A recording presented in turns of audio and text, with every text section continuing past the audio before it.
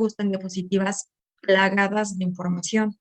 Únicamente tienen que usar palabras claves, pero tampoco es poner 25 palabras claves, sino únicamente las que hagan referencia al contenido sobre el cual estoy haciendo alusión. O frases muy cortas. Van a ver ahorita, les voy a mostrar unas 6 diapositivas solo para que se den una idea de cómo se tienen que manejar mis diapositivas. Ustedes tienen que mejorar la presentación que yo les voy a mostrar. Están en sexto, entonces si estos bebés del primero me pudieron hacer esto, pues obviamente ustedes tienen mucho más colmillo para hacer mejores cosas. A ver, ¿ya pueden ver la presentación o apenas se está cargando? Ya la pueden ver, creo. Ya se ve, profesora. Aquí este tema es de razonamiento verbal y comprensión de lectura. Por ejemplo, aquí para definirme la lectura de comprensión crítica, usa como palabras claves, permite recordar, identificar ideas y claridad de principios. Quiere decir que ella domina la información y esas palabras claves le sirven como guía para irme explicando en qué consiste este criterio. Luego me habla de otros elementos que se llaman parónimos. Ya ni siquiera usa palabras claves porque dominaban la información. Me puede explicar fácilmente qué son los parónimos y únicamente aquí me pone el tipo de parónimos que hay. Igual, para explicarme analogías, ya ni siquiera usa una palabra clave más que similitud para explicarme el concepto de lo que es una analogía. Y aquí me cita todos los tipos de analogías que ponen, que son como 9 tipos, y pueden notar que únicamente ya me pone los ejemplos o las imágenes con los cuales ella se guía para explicarme el concepto. Todas estas son analogías, todas estas, y en todas pueden ver que únicamente pone a qué se refiere y el ejemplo. Ya ni siquiera hay una palabra clave para explicarme el concepto. Y créanme que analogías no es fácil de manejar. Todas estas son analogías. Aquí, por ejemplo, entra otro tema que se llaman oraciones incompletas. La frase breve que usa es supresión intencional de términos para decirme a qué hace referencia este subtema. Aquí en comprensión lectora pueden ver igual que utiliza frases de enlace. Una frase de enlace es esta que dice sirve para, y me dice que es una habilidad básica que codifica mensajes escritos. Luego en niveles de comprensión de lectura son 5. Pueden ver que tampoco ya cita ninguna palabra clave, únicamente con las imágenes que pone se va guiando para poderme dar ejemplos y para poderme explicar a qué hace referencia el concepto. Y alguna más. Estrategias de lectura, igual acá me dice que es para adquirir conocimientos, para entretener, informar, conocer y de placer. Estas palabras clave le sirven de guía para explicarme la información. Me dice que el proceso de comprensión de lectura tiene que ver primero con el acercamiento al texto y elaboración de hipótesis. Son sus palabras claves para explicarme todo el concepto, que es todo esto que ven aquí, que no me voy a parar, para todo eso. Y aquí me habla de otra característica en la redacción de textos muy importante, que es la coherencia. Su frase es unidad de textos, para explicarme a qué hace referencia la coherencia. Entonces pueden ver ya de manera tangible qué es lo que les estoy pidiendo que hagan. Es muy poco contenido teórico y pueden ver frases muy cortas o solamente 4 o 5 palabras claves para hacer referencia a un concepto. Ustedes tienen que manejarlo mejor o igual a lo que acaban de ver. No pueden venir a leer. Créanme que con la experiencia que tengo es evidente cuando me están leyendo la definición tal cual y no es de que me digan, sí, voy a leer y ahorita se la explico. No, lo que quiero es que desde el inicio me expliquen. Y si tienen dudas en entender un concepto o a qué hace referencia, pues entonces busco la asesoría con la profesora para que previo hablo 48 horas antes de la exposición, me explique, no el día de que tengo que exponer, me diga si me puedo enlazar 20 minutos antes para aclararle dudas, porque así no funciona. Entonces, creo que estoy trabajando con una secuencia muy buena, con mucho potencial, son competitivos, son cumplidos, son responsables, entonces no creo tener mayor problema. Solamente quería que vean en físico qué es a lo que hago referencia cuando digo que no quiero diapositivas plagadas de contenido y que únicamente pueden usar frases cortas o palabras claves para hacer referencia a su información. ¿Ok? ¿Ya quedó claro entonces cómo quiero que se trabajen las diapositivas? Sí, profe. Bueno, Sí, profesor. bueno, vámonos al último tema que nos compete, que es interesante y muy cortito, pero súper interesante. La lectura de ayer fue el preámbulo, la lectura acerca de la identidad del mexicano y cómo nos pueden percibir desde fuera, desde dentro, o gente que no es de aquí, no es mexicana de nacimiento. Tiene mucho que ver con muchos de los contenidos que ayer les leí. Vamos a hablar de los aspectos psicosociales del mexicano. Estos aspectos psicosociales del mexicano que vamos a revisar no los inventó la maestra Salles, ni los inventó la Academia de Humanidades de UPIXA. Estos aspectos de la psicología del mexicano se retoman de un autor que se llama Rogelio Díaz Guerrero, que escribe el libro sobre la psicología del mexicano, tiene varias obras, en donde él hace una investigación finales o mediados de los 70 que abarca mucho del periodo de los 80 y resalta en esa investigación una serie de indicadores con los cuales él va evaluando a los mexicanos. Tristemente, aunque ya estamos a más de 30 y tantos años de distancia de esas épocas, los aspectos psicosociales del mexicano no han cambiado mucho, lo cual confirma que el entorno determina muchos patrones de comportamiento y que a veces preferimos adaptarnos al ambiente que ser propositivos o tener iniciativa para salir del ambiente, no porque el ambiente sea malo, sino porque simplemente hay cosas del ambiente que no nos gustan. La lista de aspectos psicosociales del mexicano que Rogelio Díaz Guerrero analiza es la familia, la salubridad, la comunicación, la educación y la religión. Hay otros, pero estos son los más importantes. En el aspecto de la familia del mexicano, tiene indicadores importantes. Uno es que hay alto índice de natalidad, hay familias extendidas más que nuclear, hay machismo y hay fuerte influencia de la familia, aunque no siempre esté bien integrada. ¿Qué quiere decir alto índice de natalidad, jóvenes? Estando en el 2022, en una época donde hablar de sexo, hablar de métodos anticonceptivos, y que los padres han cambiado su chip acerca de acercarse para orientar a los hijos sobre la sexualidad, estamos entre los 3 primeros países a nivel América Latina con más alto índice de embarazos no deseados en adolescentes. ¿Qué quiere decir eso? Pues que entonces somos una cultura que somos así de, ay, no, pues es que la carne es carne, ¿no? Me ganó el momento. No, yo les puedo platicar que cuando yo iba en la prepa, y les hablo de 1996, tampoco fue en la época de las cavernas, en 1996 me daban una materia que se llamaba, fíjense el nombre, higiene mental. Y en esa materia de higiene mental me podían hablar acerca de algunos métodos anticonceptivos o algo de sexualidad, porque todavía abarcar estos temas en casa era complicado.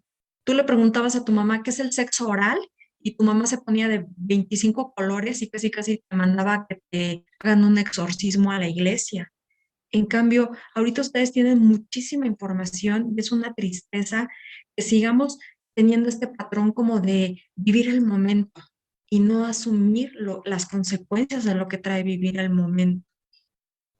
Dice familias más extendidas que nuclear. Nuclear se refiere a este aspecto de que estén bien integradas, como lo dice el aspecto de fuerte influencia de la familia. Somos familias muy grandes con muchos integrantes, pero eso no quiere decir que haya como una integración total de esa familia.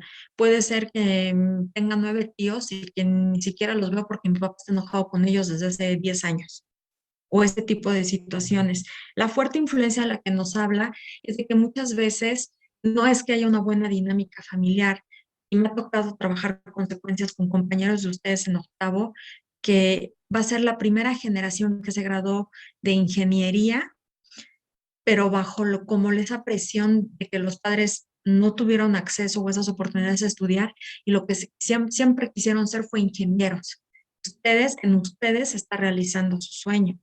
Muchas veces, aunque pensemos que no, jóvenes, todavía hay muchos usos y costumbres que dentro de las dinámicas familiares se imponen. Bajita la mano se imponen. Hay notarios que quieren que sus hijos sean notarios. Hay médicos que quieren que sus hijos sean médicos. Y así sucesivamente.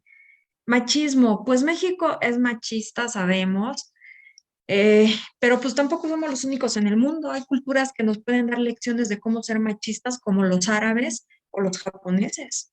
Aunque vemos que Japón es un país de primer mundo en muchos aspectos, el- la conducta del hombre hacia la mujer siguen pensando que están casados con geishas. ¿Qué se trabajaba con las geishas? Primero, el ser mujeres instruidas, aunque fuesen lo similar a prostitutas en nuestra cultura, tenían que ser mujeres súper instruidas en temas de conversación y cultura e historia. Tenían que tener esta actitud de ser serviciales ante el hombre, incluso hacer esta alabanza como de agachar la cabeza y demás. Eso se sigue viviendo en Japón, no tal, no las van a ver vestidas de geishas, pero sí se enaltece que seas una mujer que obedece y una mujer como que seas sumisa en ciertos sentidos. Entonces, no somos los únicos países machistas. Ustedes dirán, ay, profesora, pues ya el machismo pues ya casi ni se ve. Pues me ha tocado también estar con compañeras de ustedes en sexto semestre que dentro de los usos y costumbres de las dinámicas de su casa, viviendo aquí en la Ciudad de México, está que si su compañera llega a comer y a mitad de la comida llega el papá o el hermano mayor, tiene que dejar de comer para servirles al papá y al hermano mayor. Entonces, son aspectos que llaman mucho la atención viviendo en el 2022, pero que sí, sí se prestan a conservar estos usos y costumbres dentro de las dinámicas familiares. Cuando hablamos de salubridad, enmarcan 4 indicadores también, que es escasa vitalidad, malos hábitos alimenticios, alto alcoholismo, desnutrición, 5, y vivienda inadecuada. Pues ya sabemos que ahorita el boom de construir viviendas pareciera que son loft, ya no son departamentos, o sea, en un departamento de 60 metros tienes 2 recámaras, 2 baños, quién sabe cómo le hacen los constructores, pero está comprobado también, jóvenes, que vivir en espacios hacinados, en espacios pequeños, genera o es detonante de mucha violencia. Por eso es que a la gente que vive en las cárceles y las cárceles que están sobrepobladas, el hecho de esta cultura de que va a haber un proceso de reinserción social no pasa, porque están en una celda como con 5 4 y son celdas de 4 por 4. Yo quiero ver, estamos en una habitación de 4 por 4, 5 personas, mucha parte del tiempo compartiendo baños y otro tipo de servicios. Entonces, esto de la vivienda inadecuada también está vinculado obviamente al proceso de, como decía, la lectura. Hay un nivel de pobreza alto en México y de extrema pobreza no se diga. Y muchas veces la gente pues vive en viviendas que son literal 2 cuartos y que se acomoda toda la familia. Pero sí son ambientes desde un área de la psicología que se llama ecopsicología, que tiene que ver con el estudio del espacio personal del individuo, que son detonadores de mucha violencia o incluso ansiedad o estrés. Cuando decimos desnutrición, es chistoso este contraste. Somos a nivel infantil y a nivel adulto, también estamos entre los 3 primeros países con obesidad mórbida en niños y obesidad en adultos. Sin embargo, dice que tenemos alto índice de desnutrición. Y este alto índice de desnutrición, vuelvo a repetir, va en específico a esta parte de la sociedad que está en situaciones de extrema pobreza. El otro día veía en las noticias que acompañaron a una persona, una ama de casa, que vive en el Estado de México, que iba a hacer su despensa con 1,400 pesos, que 1,400 pesos a principios de año la alcanzaba para comer pollo 2 veces a la semana y algo con res. Pues con 1,400 pesos esta semana la señora pudo comprar un día para comer pollo y todo lo demás iban a ser como calabacitas a la mexicana, papas con queso en caldillo.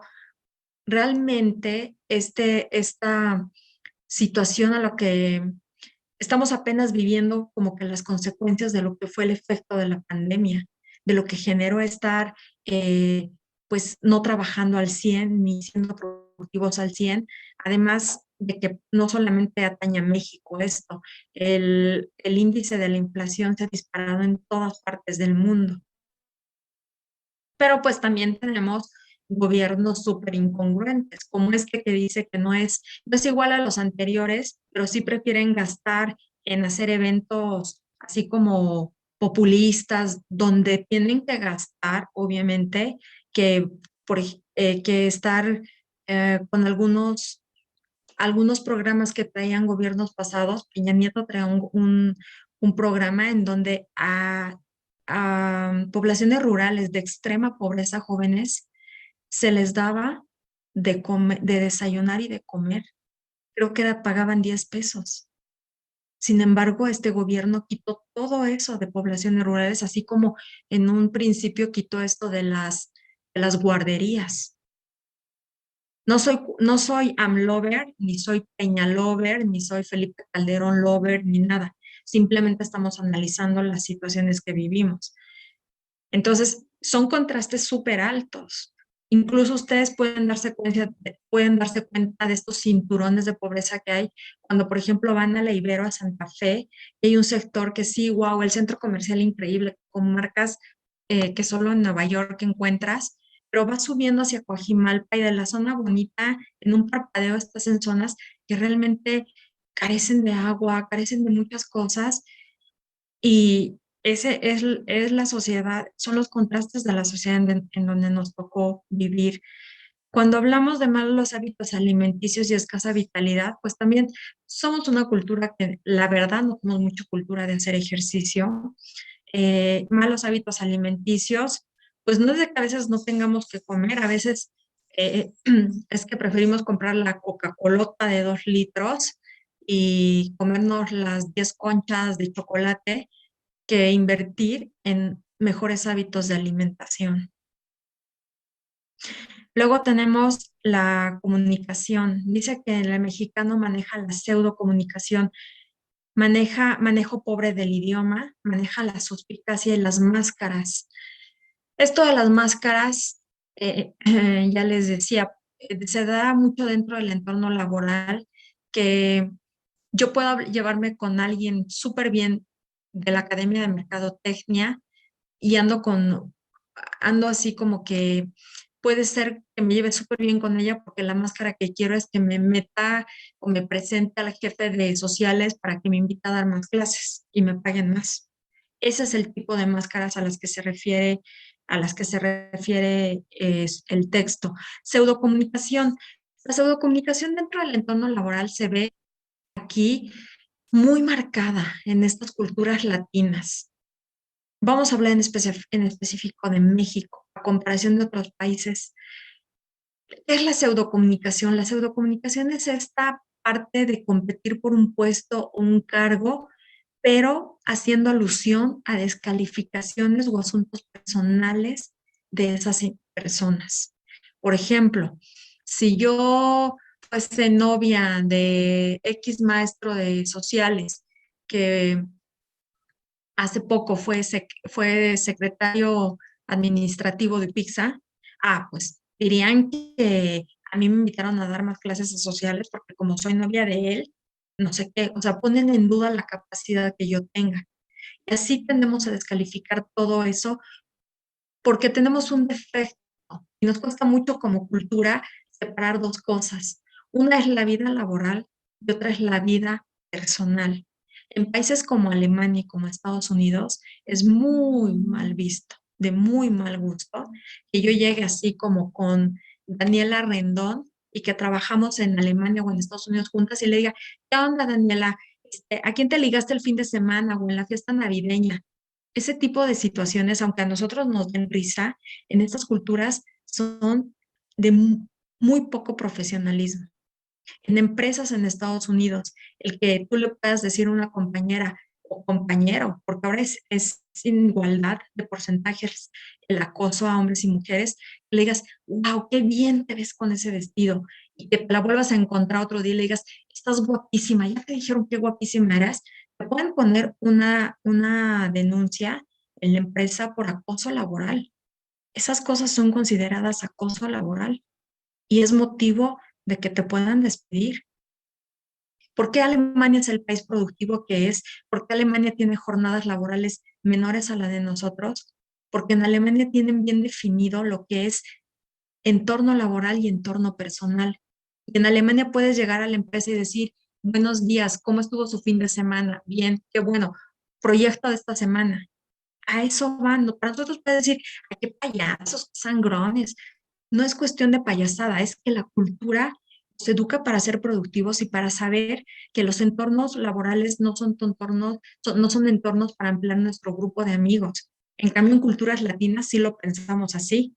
Voy a conocer gente y no importa si veo que todos los profesores de UPIXTA son guapísimos, cosa que pues no pasa, y me echo a media planilla de maestros de UPIXA. Y aquí no pasa nada. ¿De qué me van a acusar? ¿De que la carne es débil? Pues no puede ser motivo de despido adjetivos así, pero así nos manejamos. E igual en ese nivel empezamos a descalificar. Oye, ya viste que no sé qué la ascendieron. Sí, sí, pero debió ser porque la vi bailando en la comida de maestros y sabía que él es casado. Eso es la pseudocomunicación y como latinos, no solo en México, somos muy propensos a todo eso. Incluso confundimos roles. Y si nuestro amigo llega a estar de director de capital humano, oye, por la buena amistad, ¿sabes qué? Son los 15 años de mi hija, no voy a venir una semana, chécame las entradas. Esa es parte de la pseudocomunicación. Hay una confusión de roles y una confusión de cuál debe ser nuestra conducta en el ámbito profesional. Pero obviamente, pues ustedes lo pueden ver y se vive en UPIXA de manera presencial, que si es Día de Reyes, pues ven a los maestros que están partiendo la rosca en la Academia de Humanidades, o en Sociales, o en Ingenierías. Que si es Día de los Tamales, saben que chicos solamente les voy a dar media hora de clases porque hay convivio. Y somos así, pero son aspectos que podríamos mejorar si también nos instruyéramos un poquito más en saber, en aprender de otras culturas y no solamente imitar. El 31 de octubre es Día de Brujas y hay que vestirnos como la Gatúbela y como Freddie Mercury o bailo como rabiosa en el antro con la canción de Shakira. O sea, hay otras cosas que también hay que adoptar esas culturas. Nos dice que tenemos manejo pobre del idioma. En México, el mexicano promedio lee entre 1 a 1,5 libros anuales, mientras que en países como Finlandia, como Noruega, como Alemania, jóvenes de su edad leen en promedio 4 libros al mes. Y no porque sea tarea de la escuela, sino porque es la forma en que ellos amplían su propia cultura. Son competitivos. Si ustedes van a Alemania y no se insertan a o sea, es decir, no se adaptan a la cultura de los alemanes, van a regresar llorando en menos de 3 meses. Pero si ustedes van abiertos a aprender de esa cultura, les va a encantar y no van a querer ni siquiera regresar. Se los digo por amistades cercanas que tengo y exalumnos, compañeros de ustedes. Una tendrá como 2 años cuando estaba iniciando esta la pandemia, o un año antes, no recuerdo. Ah, la embajada de Alemania sacó una convocatoria en el periódico. El área cultural de la embajada de Alemania sacó una convocatoria porque estaban buscando personal vinculado en áreas médicas. Esta chica obviamente no estudió en UPIXA, estamos hablando de áreas médicas, eh, pero yo trabajé en el casco de Santo Tomás y tenía vinculación a veces también con la escuela de medicina y de enfermería del IPN. Y esta chica tenía una formación así como médico general, pero había tomado cursos de enfermería por afuera y estaba certificada y demás. Su compañera se aplicó, en lugar de tomar clases de Zumba en UPIXA como actividad adicional, se aplicó con el inglés. Si bien no era fluidísima, sí era fluida en un 80-70% en inglés, y en un inglés más que intermedio. La Embajada de Alemania convoca, compite contra muchas personas, al final quedan 60. De esos 60, ella logra ser seleccionada sin hablar ni danke en alemán, o sea, ni decir gracias en alemán.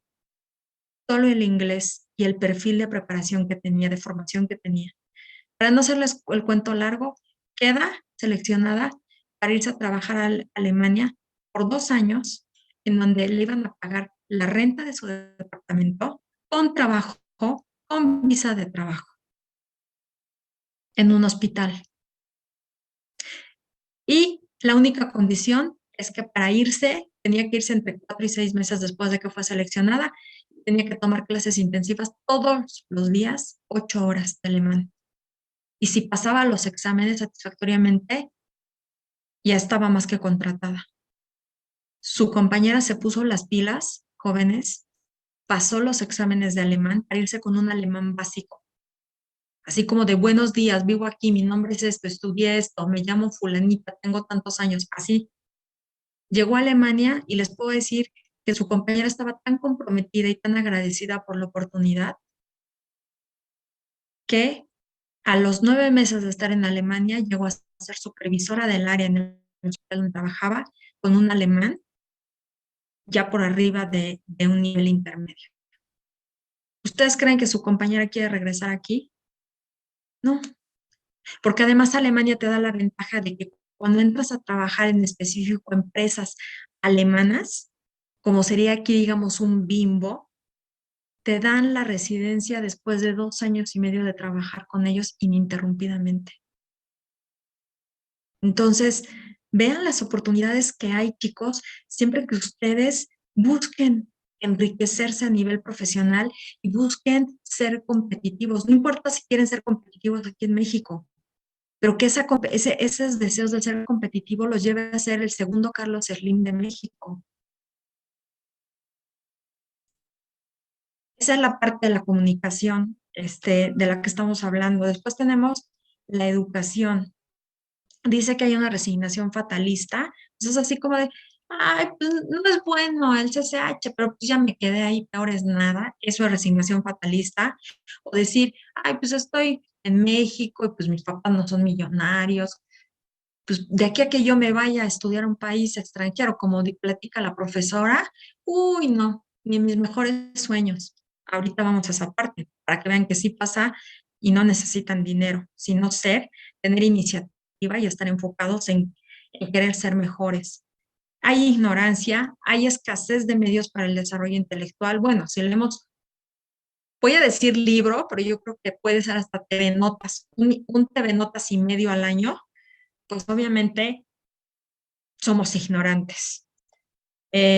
Somos poco constantes y somos creativos de mala manera. Somos creativos para ser corruptos, somos creativos para no entregar el trabajo de la profesora, mejor lo copio y lo pego. De acuerdo al indicador de Rogelio Díaz Guerrero, somos creativos para trabajar con el mínimo esfuerzo. ¿A qué viene esto de la resignación fatalista? Pensamos que la gente que está en Alemania, la gente que trabaja en Canadá o en Nueva York y que son mexicanos que les va bien, pues sus papás fueron ricos, ¿no, jóvenes? Tengo alumnos, tengo conocidos que compitieron por becas en el CONACYT para irse a estudiar un idioma. Ese fue el gancho, irse a estudiar un idioma a otro país y se quedaron a estudiar y trabajar porque le echaron ganas. Y obviamente, ¿de qué trabajaban? Pues tenían que trabajar limpiando baños de bartender, lavando platos, como sea, porque una cosa es que te den visa de estudiante y otra cosa es que te den visa de trabajo. Pues tuvieron que ingeniárselas para salir adelante. Les puedo decir que llevan 12 años viviendo en Alemania y son súper exitosos. O gente que se ha ido de aquí, que su familia hacía nieves y que se fueron con esa idea a Estados Unidos. La cadena Una de las cadenas más populares en la ciudad de Nueva York de helados artesanales de México es de una chica que su papá hacía nieves, se fue de mojada a Estados Unidos, trabajó de lo que se imaginen y de lo que no se imaginen también, y se le ocurrió con sus ahorros empezar a vender nieves. Y empezó literal a vender nieves así en su contenedor de unicel con nieves, y ahorita tiene 3 puestos en las avenidas más importantes de Nueva York, y son unas nieves famosísimas, y obviamente sí es una empresaria que le va increíble. Eso es usar la creatividad de buena manera, no para deslindarnos de esfuerzos que nos traen al final algún tipo de ganancia. Eh, yo les decía, no sé si lo platiqué con ustedes, ahorita hay una gama de posibilidades, chicos, para ustedes que son jóvenes, que no se necesita ser millonario, se necesita estar enfocado para tomar esas oportunidades, y que en 1996, cuando yo entré a la Ibero, todavía decíamos, porque no habían esas oportunidades, que entramos a la Ibero a estudiar para MMC. ¿Qué era el MMC en la Ibero? Mientras me caso. Y era bien visto, eras niña bien, tenías que buscar un chavo bien, de buena familia, con quien te casaras. En ese entonces no era así como, ay, no manches, o sea, ¿qué? No, en ese entonces era parte de lo cotidiano. Un día vean Papá Soltero y van a ver qué tipo de problemáticas trataba Papá Soltero, y cómo en ese entonces también un factor malo se podía decir a las chicas viejas. O sea, ahorita es una falta de respeto horrible que yo me refiero a alguno de ustedes, que yo le diga a Alfonso Díaz, ay, no, tus compañeras, qué viejas más conflictivas son. Qué feo se oye, que es una falta de respeto para referirse a cualquier individuo. Pero pueden ver que en ese entonces el contexto era otro. Bueno, del punto del que les iba a hablar es que ahorita hay, por ejemplo, exposiciones que hacen todas las áreas culturales de las embajadas de muchos países que están aquí en México, más que nada europeos, no puede faltar Estados Unidos y Canadá, incluso está Australia, y que hace 3 o 4, no, hace 5 años que yo fui, fue en el Hotel María Isabel Sheraton, fue entrada gratis, era para gente que quería estudiar o trabajar en Europa o en Estados Unidos. Y la gran sensación, y sigue siendo porque lo vi en Upizza en la última feria del empleo que hicieron, hay unas agencias que se llaman agencias para contratación de au pairs. Au pairs son niñeras. Y si tú tienes menos de 27 años, has tenido experiencia dando algún curso de verano con niños, has trabajado en el Gymboree, en tus vacaciones de verano, lo que sea que implique que hayas tenido experiencia con niños y manejes un inglés arriba del intermedio, eres contratada para irte a trabajar para una familia de niñera a Estados Unidos, a Suiza, a Canadá, a Nueva York, a Alemania, a España, a Finlandia, a Noruega, donde tú quieras, con la condición de que tienes que seguir estudiando. Y que la jornada laboral, porque te vas con la condición de que estás yendo como a tomar un semestre allá de tu carrera,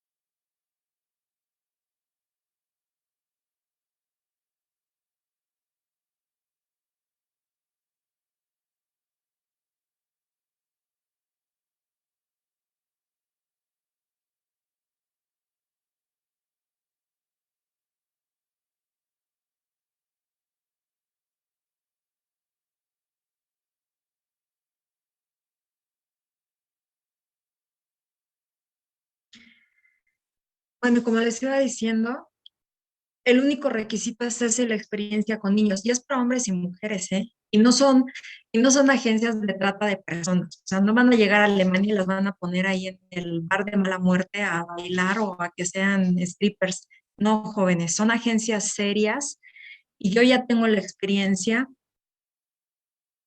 El papá de mi hijo es alemán y estando aquí con una red amplia de alemanes que viven en México, en muchas casas me tocó ver chicas de Suiza o de Alemania que venían por un semestre de niñeras, en donde el horario jóvenes es de 7 de la mañana o 7:30 de la mañana a 3 de la tarde. Después de las 3 de la tarde no te pueden hacer ni pedir ningún favor de ningún tipo, porque va contra las reglas de contratación eh, con las que fuiste empleada para vivir esa experiencia.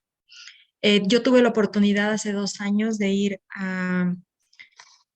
a Boston y me tocó, estaba en una tienda de zapatos, mi inglés es apache, o sea, es así, yo, zapato, usar, por favor, no tengo buen inglés, me doy a entender, pero me falta practicarlo mucho. Estando en una tienda de zapatos, yo estaba así como, se me acerca una chica y yo pensé que era, pues, eh, que trabajaba en el lugar y yo le vi la carita así, dije, no, ella tiene que ser latina, ella tiene que ser latina. Y me acerco y le digo, ¿puedes ayudarme en inglés? Y me contesta en español, me dice que sí. No les hago la historia larga. Ella es hija de unos artesanos que venden artesanías en Oaxaca, estudió para pedagogía y estando en el último semestre se enteró de estas agencias au pairs y ella lo que hizo fue que vio la dificultad que sus papás tenían para hacer crecer el negocio en Oaxaca porque no hablaban inglés y muchos extranjeros los buscaban, pero esa parte del inglés como que mermaba el negocio. Y ella durante toda su vida académica le echó muchísimas ganas al inglés. Les tengo que decir que fluidísima en inglés, increíblemente sin acento, muy buen manejo de su inglés. Ella estaba de niñera en uno de los suburbios más caros de Boston, trabajando para una familia de niñera y también tomando cursos para graduarse en pedagogía. ¿Saben cuánto le pagaban? Por lo menos, les hablo hace 2 años, le pagaban 7,000 pesos a la semana. Y cada vez que la familia salía de viaje, bueno, primero, le dieron coche, porque ella tenía que moverse con los hijos y los padres andaban, vivir en un suburbio en Estados Unidos es como estar como a media hora, 40 minutos de la ciudad. Los padres trabajaban en el centro de Boston y era una distancia de 35 minutos. Entonces la chica tenía que recoger a los hijos de la escuela que estaba en el suburbio y le dieron un coche. Pero además, como viajaban mucho, porque era una familia muy bien acomodada, se la llevaban de viaje por todo Estados Unidos y ella no tenía que pagar nada, ni renta, ni comida, más que enfocarse en seguir estudiando para no romper la política de la empresa que la había empleado. Entonces, oportunidades, chicos, hay. El chiste está en que investiguen, el chiste está en que no se queden con lo que el entorno inmediato me dice. El chiste está en que nos saquemos de este chip de que solo los millonarios son los que se van a Harvard o solo los millonarios hacen esto. No, jóvenes, hay algo que vale millones de pesos y se llama iniciativa. Yo les puedo decir que mi trabajo antes de entrar a Pizza, entré a la segunda empresa más importante en farmacéutica a nivel mundial, jóvenes, a trabajar. Y entré porque vieron mi sed, mis ganas de querer superarme y de ser mejor. Por muchos motivos personales, que no son clases de platicarles mi vida personal, pero por muchos motivos personales tuve que dejar ese trabajo. Pero yo les puedo decir que esa experiencia en esa empresa transnacional, jóvenes, que cambia el chip. Lidias con gente que manejan el liderazgo, manejan la motivación, manejan la resolución de conflictos, hasta las técnicas para seleccionar personal de una manera completamente diferente a lo que estamos acostumbrados en nuestras empresas hoy en día. Yo les puedo decir que el liderazgo en las convenciones que tenía de directores que venían de toda Europa aquí a México a hacer convenciones de la empresa, tenías la obligación, era una orden, de que tenías que sentarte a comer, desayunar o cenar en la mesa de los altos mandos. O que si el alto mando venía a desayunar contigo, no era que tú te levantaras ni que te sintieras menos, ni que fueses agachona, porque estaba ahí la jefa de recursos humanos de Inglaterra, que es donde está la matriz de la empresa. Ese enfoque de cómo manejan su liderazgo jóvenes es muy diferente al concepto que a veces nosotros tenemos y mal empleado de lo que es ser líder. Nosotros consideramos que el líder es sinónimo de poder y que ahora que estoy aquí arriba, así sea un ladrillo, ustedes me obedecen y aunque yo esté mal, ustedes me hacen caso. Esos tipos de situaciones que solamente la vida laboral se las va a dar, chicos, es lo que enriquece y que uno pueda ser crítico ante temas como el que hoy estamos revisando y que te forjan de otra manera, generan un sentimiento de empoderamiento que es indescriptible y que estoy segura que muchos de ustedes lo sentirán cuando sean contratados por una empresa así. Entonces, tengan esa idea en la cabeza. Hay que tener iniciativa y no hay que ir con miedo. Si yo hubiese ido con miedo a pedir trabajo a esa empresa de que yo ni siquiera tenía experiencia en la farmacéutica, jóvenes. No tenía los dos requisitos más importantes que piden. Uno es que tengas coche y uno es que tengas experiencia. Yo no tenía ninguna de las dos. Y así conseguí el trabajo. Porque mi actitud, la forma en que me vendí, fue mucho más importante que lo que pudiese decirles de 20 currículums con experiencia o de tener 3 coches a mi disposición. Entonces, esa parte de la educación es la que tenemos que trabajar, reeducar nuestra mente, no quedarnos solamente con lo que me platica mi amigo o mi novia o pensar que son cosas inalcanzables. Está en la actitud de ustedes, en su iniciativa, el conseguir las cosas. Dejen de echarle la culpa que si Pizza les da movilidad o que si Pizza tiene malos convenios o que si Pizza, como dijeron en el paro, todos los profesores de Pizza son nefastos. Dejen de echarle la culpa a Pizza. Si algo he podido comprobar yo a mis casi 46 años jóvenes, es que la escuela no es la que determina tu éxito o fracaso profesional. Es uno quien determina eso. Yo tuve a mi hijo en escuelas públicas los primeros años de su educación hasta quinto de primaria. Y les puedo decir que fueron buenas experiencias hasta que pude entrar a una escuela particular y que en la escuela particular, gracias a Dios, de esas cosas que pasan del destino, me dijeron, tu niño tiene facilidad para el inglés, cosa que yo no había detectado porque en la escuela pública muchas veces el inglés es una vez a la semana. Y también gracias a esa fortuna de mi hijo, les puedo decir que mi hijo ahorita eh, no estudia aquí en México y le va increíble. La experiencia escolar que él ha tenido es otra. Si hablamos de experiencia escolar, no me voy a que esté en Yale o en Harvard o en una universidad en Alemania. No, jóvenes. Partimos y entra en esta parte de la educación, cómo somos a veces tan flexibles, o no sé si llamar a veces como tampoco responsables. Ustedes saben que si faltan a la escuela en Estados Unidos 3 veces en el año, 3 veces en el año, la escuela te puede demandar, no denunciar, te demanda porque le estás quitando uno de los derechos que tiene tu hijo, que es la educación. La escuela te demanda, no te habla para negociar. A la tercera falta, te demanda y te va a llevar un citatorio a tu casa para que te presentes con el juez y el juez te puede quitar los hijos. Mientras que aquí es así como que, uy, viene Halloween, pero el cumpleaños de mi hijo es el primero. Ay, pero no importa que sea día hábil y que no me lo den, yo me lo tomo y en la escuela, ¿sabe que no va a venir Chuchito porque nos vamos de viaje? Vean esa flexibilidad o qué tan relajados somos, pero que va mermando en nuestro sentido de responsabilidad y de ser formales en muchas circunstancias de nuestra vida.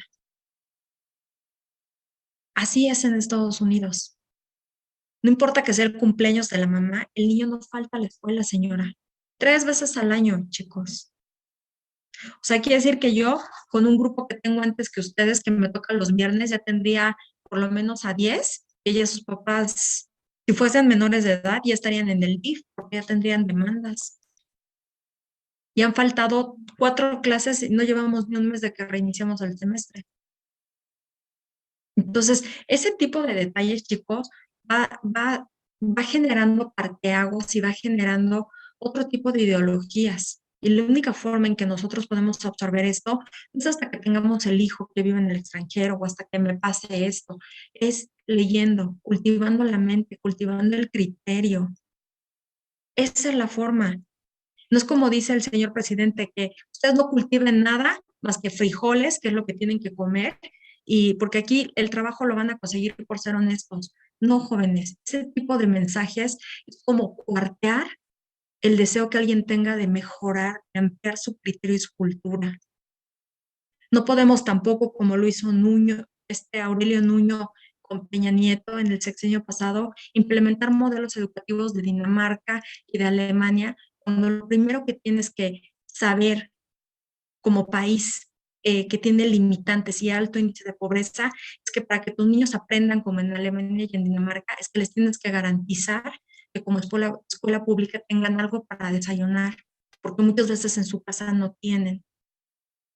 No es que les pongas computadoras ni tecnología de punta. ¿De qué le sirve la tecnología de punta a una escuela pública en donde el 50% de mis niños no tienen desayuno porque vienen de familias de escasos recursos? ¿Ustedes creen que lo van a aprovechar? Obviamente no. Entonces sí hay muchas cosas sobre las que hay que trabajar, cuestionarse. Y cuestionarse no está mal, jóvenes. No es como Evo Morales decía, no toda la gente que sabe sumar, dividir y restar es imperialista ni es neoliberal. Es simplemente gente que decidió romper el esquema. Vámonos con la parte patrimonial.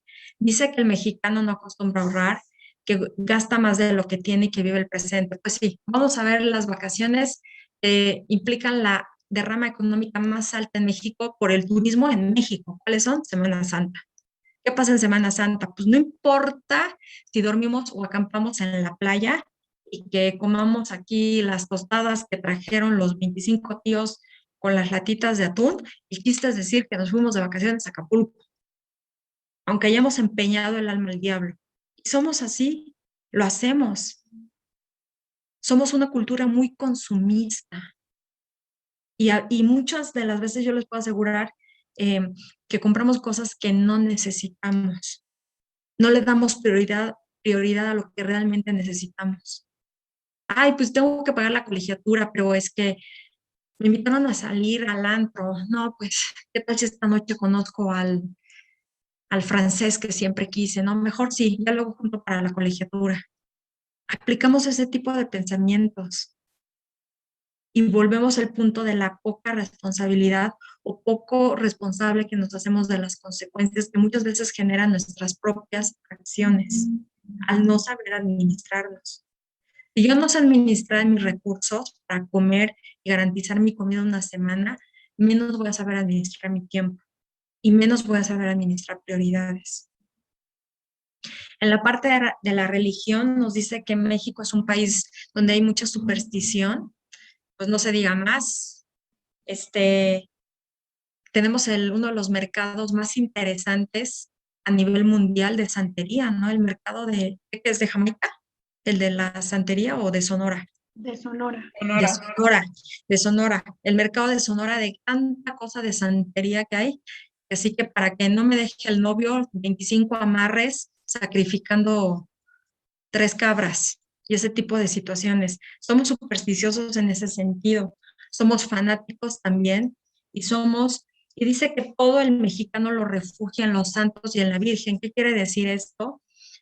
Que cualquier problema que yo tenga, o sea, si no encuentro marido y a mis 46 años siempre me han sido infiel y me han dejado, o sea, en lugar de buscar ayuda psicológica, yo voy a poner a San Antonio de cabeza porque San Antonio tiene la culpa de que yo no me haya casado y siempre me dejen. Cuando realmente son otros asuntos los que se relacionan y vinculan en esa parte. Igual somos fanáticos en esta parte por ejemplo, de esta devoción que tenemos a la Virgen de Guadalupe. ¿Cuántas personas vienen desde Michoacán caminando kilómetros para venir a ver a la Virgen aquí en la Basílica de Guadalupe? Entonces, a ese nivel se maneja el fanatismo y ser supersticiosos. Obvio, hay culturas en América Latina mucho más supersticiosas que nosotros, que es Brasil. Brasil y Cuba con la santería y cosas así nos dan, pero tres vueltas, ¿ok? ¿Con qué voy a cerrar? Bueno, invitación antes de cerrar. Así como viene aquí el listado, factor psicosocial, educación, y trae 4 o 5 indicadores, así se los pido en el examen. Entonces, no me inventen factores psicosociales, porque luego les digo, di 3 factores psicosociales del mexicano que vimos en clase y me dicen,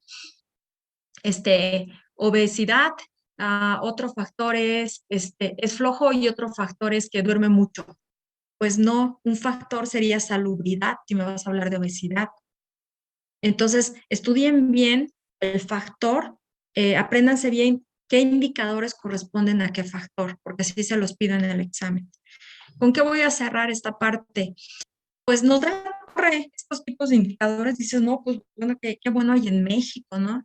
Yo creo que hay muchas cosas buenas en México, jóvenes, como decía la lectura, la riqueza de este país no tiene que ver en que tengamos tecnología de punta, que tal vez tampoco tenemos científicos que han generado, que han descubierto el hoyo negro en el universo y demás, pero sí tenemos algo que no es tangible, pero que se siente y que ningún país de América Latina en donde yo he podido estar lo ha tenido, y es la calidad de personas que son los mexicanos. Esas cosas, jóvenes, son cosas valiosísimas. Si realmente nos enfocáramos en eso y ver todo el potencial que tenemos y cambiáramos el sistema en el que interactuamos, créanme que podríamos hablar de una realidad muy diferente. Sin embargo, es como dicen, la realidad jala. Y como decía Freud, psicología de las masas. A veces piensas que querer salirte del camino, lo que marca la masa, es como ser rebelde o ser revolucionario o estar en contra. Y preferimos ir como borreguitos a lo que marca el sistema. Pero hay que romper a las cosas. Las cosas siempre se van renovando y van mejorando. Yo soy mexicana naturalizada. Yo no nací aquí. Mis padres, mi padre llegó aquí estudiando medicina y por una oportunidad que le ofreció México, yo pude llegar a vivir aquí cuando tenía 10 años de edad. Hace como, que serán 10 años, 9 años, se me metió la loca idea de que quería irme a vivir a mi país. Mi país está entre los pobres, entre los 3 más pobres de América Latina. Yo soy de Bolivia. Y quería irme a vivir a mi país porque aquí solamente vive mi papá, mi hermano y yo. Y yo quería volver a sentirme en esa familia, con los tíos, los abuelos, los sobrinos, los primos para mi hijo. No les hago la historia larga. Les puedo decir que a los 2 meses de estar viviendo allá, invocaba por regresar a México, porque me di cuenta de algo, jóvenes. Y me di cuenta que yo ya no pertenecía a ese grupo social, que habían muchos choques culturales, aunque fuese un país latino, en usos, en costumbres, en comportamiento, en muchas cosas, pero sobre todo en la gente, que yo no sentía que perteneciera ahí.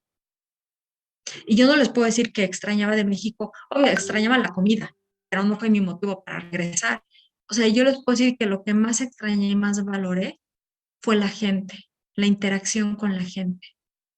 Y mi hijo, que en ese entonces tenía 12 años, imagínense para que un niño de 12 años te diga que ni siquiera se halla con los niños de su edad allá, pues te habla de que también esta parte humana de los mexicanos eh, es algo que no es así tangible, pero que se vive y se siente.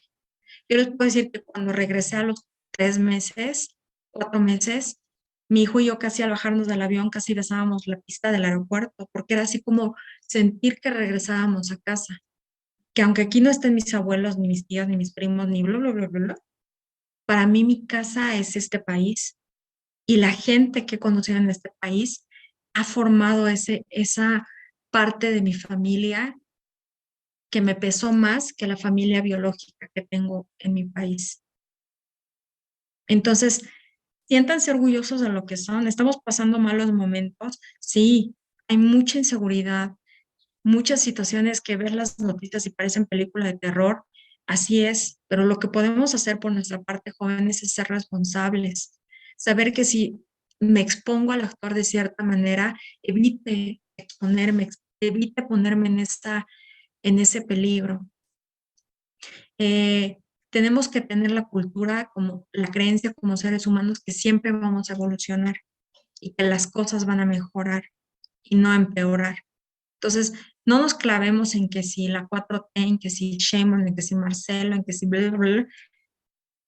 Mejor que sea nuestro aliciente saber que estamos rodeados de gente como amigos, como vecinos, como su misma familia, eh, que va a estar ahí para sacarnos a flote y para superar cualquier situación que venga. Yo les puedo decir que parte de mi agradecimiento a su país, a México, yo me naturalicé cuando mi hijo nació. Mi hijo nació hace 21 años, perdón, y yo me naturalicé en ese momento. Les puedo decir que un factor determinante que hizo que yo me naturalizara hace 22 años fue una situación que viví, le repito, aquí solo somos mi papá, mi hermano y yo. Vivimos una situación muy triste.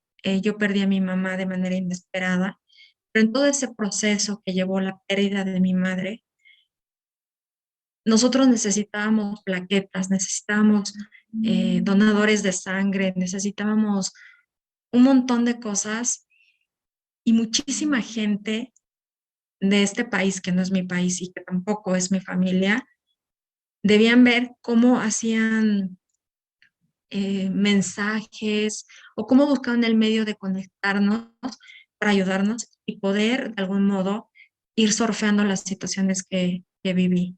Entonces, ese punto para mí, o sea, personalmente, hizo que yo dijera, wow, qué orgullo ser mexicana, si puedo, si puedo lidiar o tengo la muestra de que tengo esta calidad de personas en mi entorno.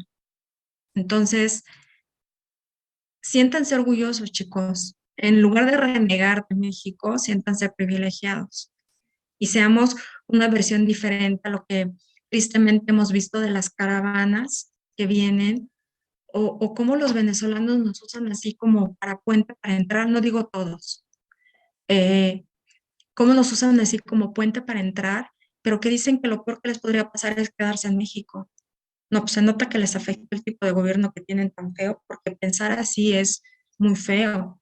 O ver a los centroamericanos que ya llegaron, que afortunadamente consiguieron asilo político y están ya como refugiados en Estados Unidos y que digan que ni en sus países les dan de comer lo que en su país comen los cerdos, que son frijoles, son formas muy feas de expresarse de un país que es rico en muchas cosas y más en su gente, en su población.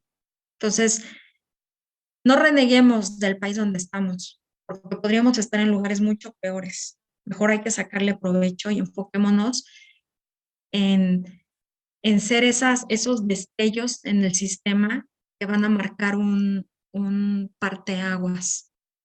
Y háganlo por ustedes, no lo hagan ni por su mamá, ni por la novia, ni porque ya son papás. Háganlo por ustedes, jóvenes. ¿Tienen dudas acerca del tema? Ok. Bueno, qué bueno, porque hablé mucho y ya me duele hasta mi garganta de todas las clases que tuve hoy. Bueno, entonces, jóvenes, estudien esta información. Tenemos examen la siguiente semana, el 10 de noviembre, tiene la segunda evaluación continua. Incluye todo lo que vimos de personalidad hasta esta última hoja con los aspectos psicosociales del mexicano. Apréndanse bien los autores. Doy calificaciones el 17 de noviembre, entonces a partir del 10 de noviembre, no sé, bueno, ese día se conectan para hacer la evaluación y si algún equipo necesita asesoría para que veamos dudas de sus contenidos o demás, que ayer sí les comenté esto de que a pesar de que los contenidos vienen marcados de sí, no, palomeados, igual tenían que pedirme asesoría. ¿Sí? Ah, ok. Bueno, qué bueno que ya se los dije. Entonces, únicamente, por favor, avísenme hoy en la tarde quién va a necesitar asesoría el próximo jueves que nos toca la clase, porque pues ya de ahí nos vemos hasta el 17 de noviembre. ¿Qué pasó, María Fernanda? Sí, profesora, bueno, yo tenía una pregunta con respecto al, ahorita el tema, pero nada más es un concepto. Quería preguntarle a qué se refería con la palabra nuclear Ah, de la bueno, familia. que nuclear no se refiere a que estén bien integradas, sino más bien a que son familias como muy extensas. ¿Qué pasó, Carolina Morales? Gracias, profe. Y de nada. Ah, sí, es que nosotros somos el equipo que va a exponer, le toca el primer tema exponer y quisiéramos de una vez comentarle si nos puede dar una asesoría para, bueno, sería el día jueves entonces, de la siguiente semana. Así es. Después de que acabe la evaluación, pues los 15, 12, 20 minutos que nos queden es para que se vuelvan a enlazar a la sesión y pues yo ya estaré ahí esperando sus dudas para la asesoría. Ok, muchas gracias, profesora. Bueno, chicos, buen fin de semana. Cuídense, estudien para la segunda evaluación continua y nos vemos el jueves. Hasta luego. Profesora, buen fin de Hasta semana. luego, profesora. Luego, Hasta luego, profesora. profesora. Profesora, gracias, Hasta luego, hasta buenas luego.